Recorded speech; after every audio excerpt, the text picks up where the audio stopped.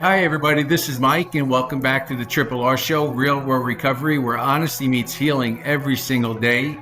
We're so glad that you're here to join us, and we are also thrilled that we have Dr. Harry Henshaw coming back as a guest with us. Dr. Harry Henshaw is a licensed mental health counselor and received his doctorate in human development and counseling. Dr. Harry, so glad to see you, and welcome back. Good to be here. I enjoy this. Yep. Always a pleasure. I was thinking of you the other day, actually. In yesterday's one of the daily reflections from another support group, and we know transformational therapy is different and unknown to a lot of people that are not familiar with it. But the quote was, "Step into the sunlight because nothing much grows in darkness." Mm-hmm. And immediately that quote jumped off the page of me, and I was like, conversely, nothing's going to grow until we get into the darkness. And we start finding out what was causing us to go into the alcohol or the drugs or whatever we're finding to numb ourselves and to numb our feeling. No, I said one of the things that I mentioned in one of our in the support group is that Carl Jung had a quote, and I'll paraphrase the quote. He said that, as long as something stays unconscious, we need to make that which is unconscious conscious, or our life continues to be as fate. And he really believed in the unconscious, and that's where the issues are. That really they have to be dealt with. But they have to be also brought into the conscious state, or we can't change them. Which is hard to do, correct? Because for how long have we been feeding that unconscious? Well, we've been feeding and not knowing. But when you have, it's like the first one starts when I ask people about self-esteem and using substances. And a lot of people aren't aware of the fact that they just don't love themselves. And then when you start to make that, start to bring that out into the open and people get it, now something that was unconscious has now become very conscious. Maybe painful, but still conscious. And until they can get that, until that piece comes from the unconscious into the conscious, they can't do the work. Yeah, for me personally, that was the kicker. Yeah. The kickstart, because I believe that I had all the self-esteem in the world. Absolutely.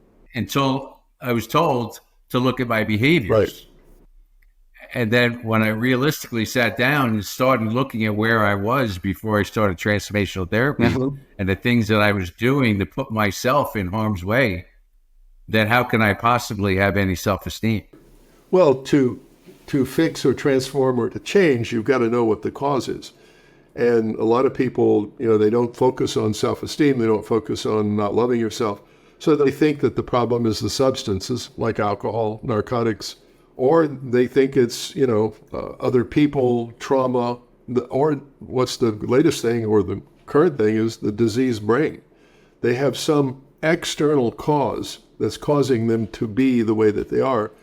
And in my opinion, that's why the relapse rates are so high.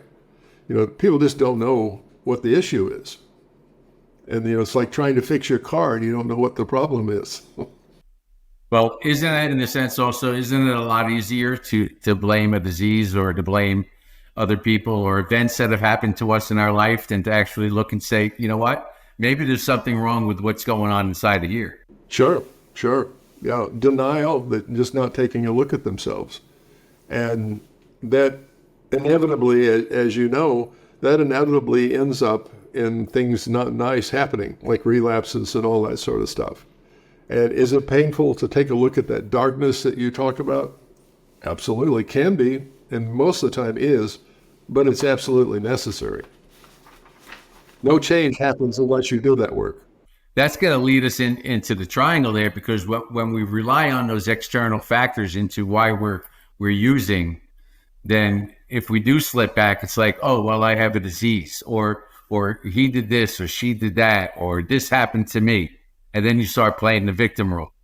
Right. And which is responsibility for our triangle. For our new people that are following us and joining us, the triangle here is the foundation for your transformation.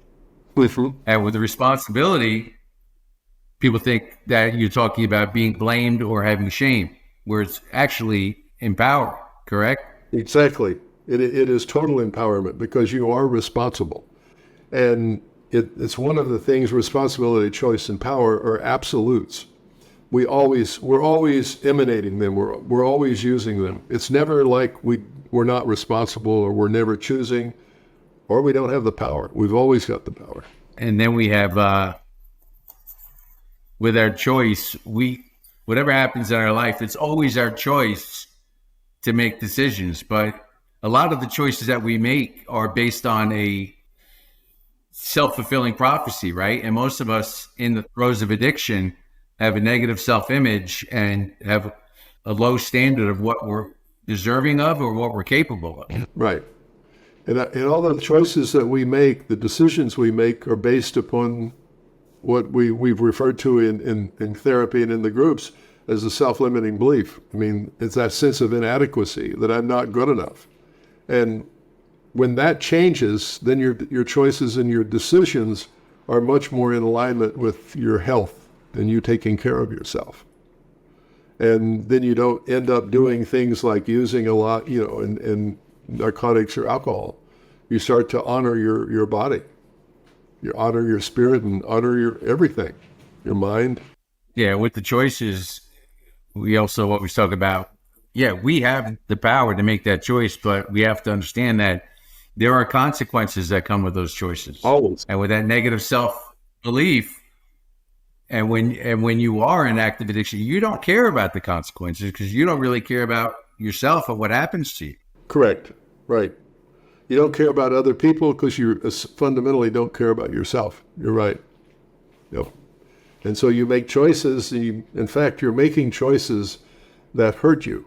In fact, the primary design is for you to make negative choices that are not in your best interest. Quite the contrary. It's basically self-sabotage. It is, yeah. Well, yeah, it's self-sabotage par excellence. As you've heard me say that, drugs and alcohol are merely the instruments for self-execution. So, it's really, it's pretty heavy stuff.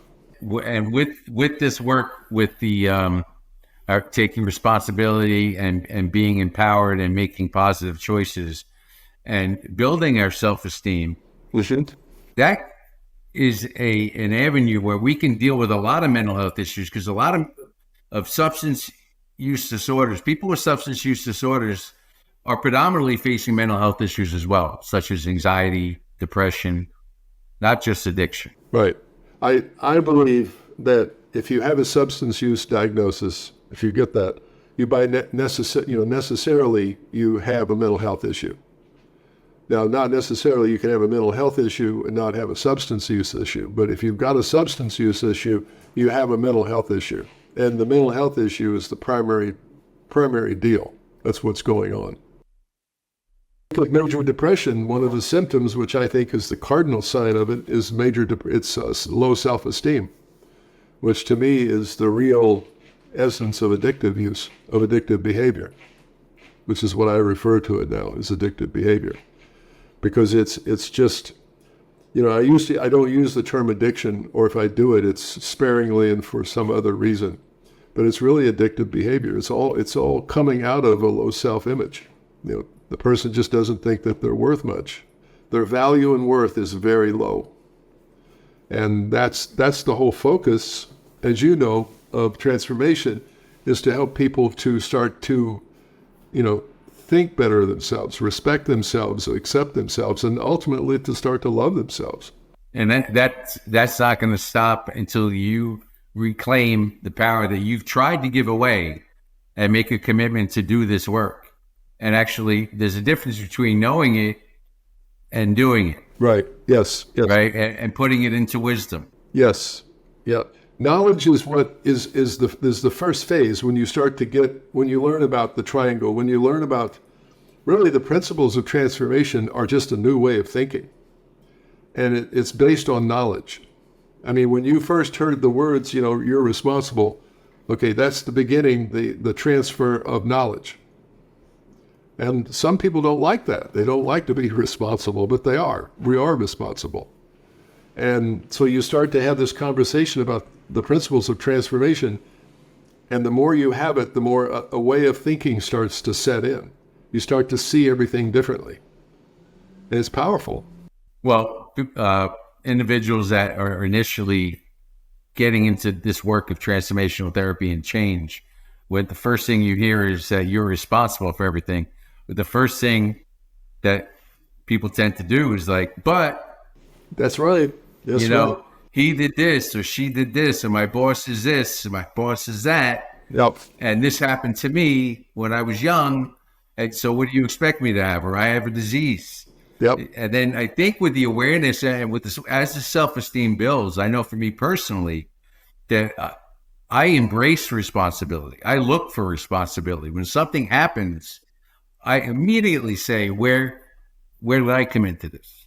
Yes. Yes. And that's the way you do it. You know. And we talk about the support group that we have in the morning, and that's where the wisdom takes place, where somebody has a problem that's going on in their life, and then you interpret it in terms of the principles of transformation. So you deal like how were you responsible? And it's the application of it, bringing it into a person's experiences, their day-to-day experiences. That's when the change really takes place. When you can interpret your day-to-day stuff you having with your girlfriend, husband, wife, whatever, and that's when you start to change. It's using the principles to basically see your life different and see yourself different. And with transformational therapy, now, this has been around for a long time. Uh-huh. It's not as commercial. It's not as commercial as some 12-step programs. But the first thing that people are going to see when they face this is resistance. You see? Well, I'm not responsible. How can I forgive this? How can I forgive that? Right. Which is forgiveness, especially for yourself, is going to be key as you move forward in this evolution. Right. I mean, there is a tendency in the 12-step program to pass on the message that, people are not responsible for their disorder or their condition. And as you know, I just don't believe that. I mean, it's just not true. You have to take full responsibility for it. That's the only way it changes. If you don't take responsibility for it, then you play a very dangerous role called being victim. And victimization doesn't work real well. So, as you know. Yeah, and when you play the victim, you're stuck, right? You're stuck. Yep. You're not going anywhere. It's stuck or neutral is going backwards to me. Yeah. Usually people are stuck in the past because they're blaming somebody or something in their past. And until they can get out of the past and get into the present, which is another one of the principles, our power rests in the present moment, which I think is principle 5. And, when we're in the present, we're not in the past. And that's where everything starts to come together. And in the past, and talk about forgiving for ourselves. And that was big for me also, being able to forgive myself and not feel guilt or shame, and understanding that just because I made mistakes doesn't mean I'm a mistake. Correct. Absolutely. And I did the best that I possibly could with the knowledge, understanding, and awareness that I had at the time. Exactly. Now, if you have more knowledge, understanding, and awareness, and you continue to make the same decisions, that's highly unlikely, but that's a different story. Well, it's a different story in the sense that you're not really applying them. I think that you're not really paying attention to them. But what you just said about I'm doing the best that I can. That's another it's number like 6, I think 5, 6 or 7. It's another powerful concept, another idea that makes up this philosophy of transformation. And when you start to use that, you get over guilt. You start to be able to let go of your past, move into the present. It all fits like a matrix. All of the principles of transformation, they all come together. And in fact, they sort of work together. I'm working on an article where the 10 principles of transformation can be seen from how to deal with daily problems. So it's an interesting endeavor that I've got going. So yeah, with that understanding and doing the best that we could, it doesn't mean that we condone our actions. We're still taking responsibility for it. I mean, we did it, but we will do better next time with the knowledge that we have now. Right. But like you said before, if I make a mistake, which has to do with my behavior, I am not my behavior. I am not my mistake.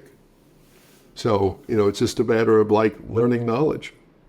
Knowledge is the key to transformation. It's the first stage. And the more knowledge you can get, the better.